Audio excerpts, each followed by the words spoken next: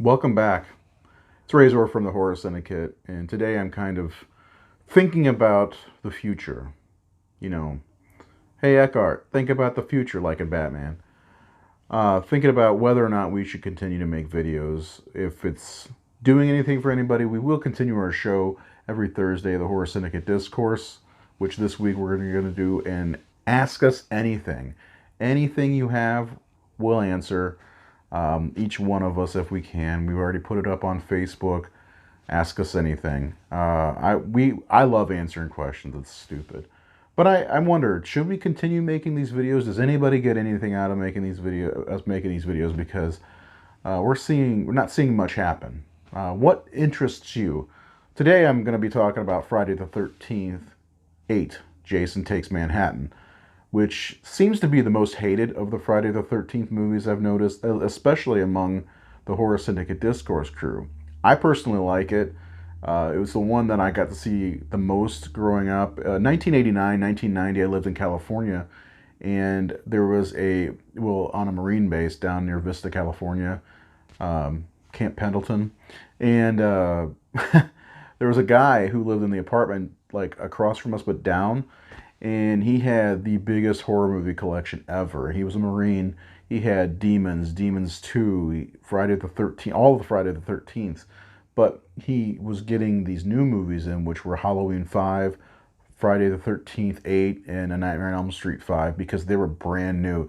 And I'm guessing they were bootlegs. I have no idea. Of course, they had no cases. There was 3 movies on a tape. And that tape had Halloween 5, A Nightmare on Elm Street 5, and Friday the 13th Part 8, all the 1989 movies, which seem to be the worst in the franchises, at least the worst that came out in the 90s, I mean the 80s. So I asked our followers, is Friday the 13th 8, Jason Takes Manhattan the worst? Is it? I think it's either Jason X or Jason Goes to Hell, but it's all, subjective, right? So anyway, I'm going to read off comments like we do. I'm going to react to the comments like I do. I do enjoy doing this. If you like what we're doing, hit the like button, hit the subscribe button. If you don't, our time, our days are numbered. Okay, so here we go. This was on the anniversary of Friday the 13th, 8, Jason Takes Manhattan. It was 32. It's 32 years old now. And I asked the question, where does Part 8 rank in your list of Friday the 13th movies? The very first answer we have is from Christopher Brannon. He says low on my Friday the 13th list. Not a bad film, just missed opportunities and not as strong as the others. Yeah, I kind of agree with that. It's not as strong as the others. There's something charming about it, and there's a lot of problems with most of it being filmed not in New York, in Vancouver, I believe. And they did get some great money shots of New York. There's the shot in Times Square, and that's really it. That's about it. I don't know. There's something about it I like. It's probably nostalgia since I've seen it so many times, because I swear I wore that tape out with Halloween 5 and Elm Street 5. Antonio MC says the bottom of them. So it ranks at the bottom. All right. Next we have one from Bobby Puglisi. I fucked your name up. This one is my guilty pleasure movies. One of my guilty pleasure movies. Sure, I agree. I don't mind watching this one. I prefer watching this to. It has problems. I mean, the ending of the movie where Jason gets taken out by toxic waste, and he's got the ugliest, worst looking face I've ever seen in any of the Friday the 13th movies under his mask. It's like, what were they thinking? But it is definitely a guilty pleasure. Darren Compton says, low for the original Paramount 8, but still very enjoyable. Very cheesy.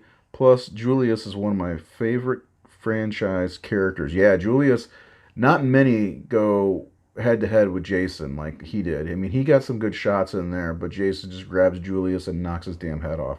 Unfortunately for Julius, although Julius is a good character, I believe.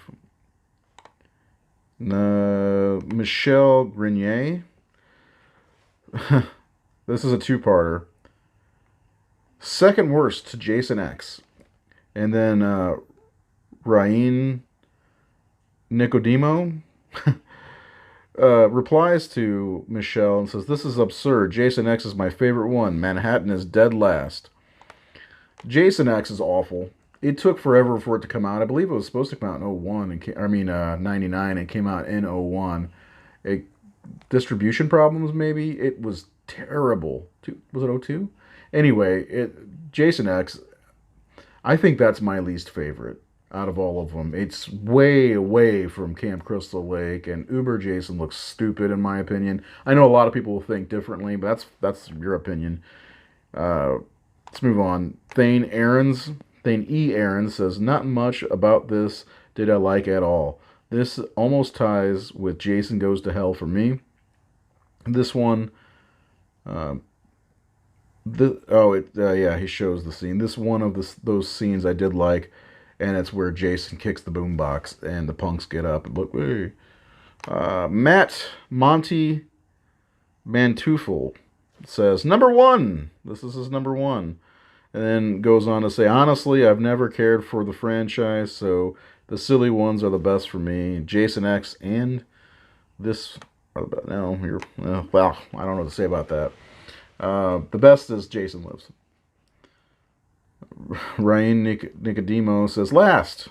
And we get a haha emoji from somebody. Kobe Trolls Claire says top half. I'm curious to see what the rest of your list looks like if it's in the top half of.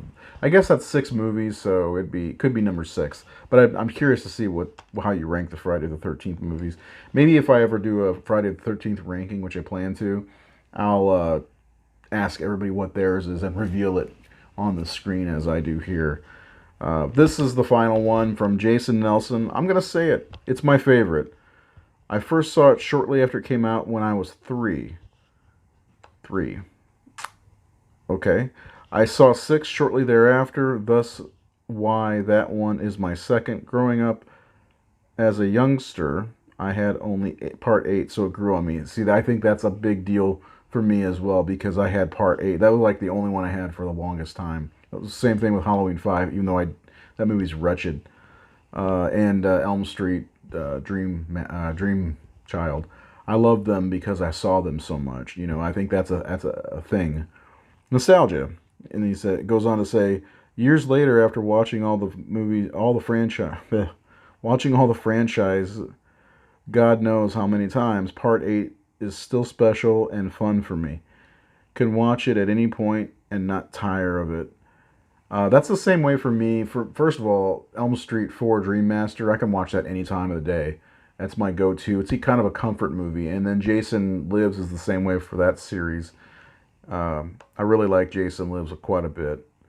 Maybe not the best story, not by a long shot, but that's not really their fault thanks to the budget and the MPAA, but I still love it. And really, I mean, with the Friday the 13th movies, you're not going to get a good story, period. I think the exceptions might be the first movie and maybe even part 2 with the who done it aspect of the movies because you didn't know it was Mrs. Voorhees. You didn't know if it was Jason. And the same thing in part 2, was it Mrs. Voorhees back even though she was decapitated? Or could this be Jason or just some other lunatic? And then I will say part 5, A New Beginning, who is it? Jason's dead. We know that. Is it Tommy? Is it someone else? And then you find out later it's Roy Burns. Like, who the fuck is Roy Burns? I think part 5 is underrated, by the way. We'll do one of these part 5 if you guys want. Give me 10 likes on this, and I'll do part 5 next. I'll ask our Facebook followers what they think of part 5, and we'll get some answers. Part 5 is the most comical in my opinion. So anyway, I mean, Jason Takes Manhattan is going to have a special place in my heart. As I said, I had it on VHS, so it was the one that I was able to watch over and over and over again. It was always a treat getting to see some of the other ones until I think it was 1996 when I was able to buy them all on VHS. There was a place called Saturday Matinee or Saturday Night Matinee in my mall, and they put them all on sale for $10 a piece. And I went up there and bought the first 4. And on my way home, I actually got pulled over, got my very first ticket. I was 16, and that was awesome. And then a couple weeks later, I went up and I was able to get the other 4 because at the time, those were the four to get, because I had Jason Goes to Hell already because it came out in 1994, maybe on VHS. So I had that. So I had the whole collection at that point. I already had all the Freddy movies. Yeah, I did. I had even New Nightmare. But it's always fun being able to find these. But the Jason movies, that was a big find for me because I had never, like, all I had was Jason Goes to Hell and then Jason Takes Manhattan on a VHS tape. But I seriously wore out. It got stuck in my VCR and I had to pull the tape out. You know how that goes. You have to cut the tape to.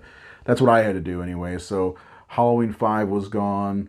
Dream Child was gone, and so was Jason Takes Manhattan until 1996 when I bought them all at Saturday Matinee. And I say I bought 1 through 4, but I have a weird feeling I may have bought 8 and 6 in the first batch because those were my two favorites at the time.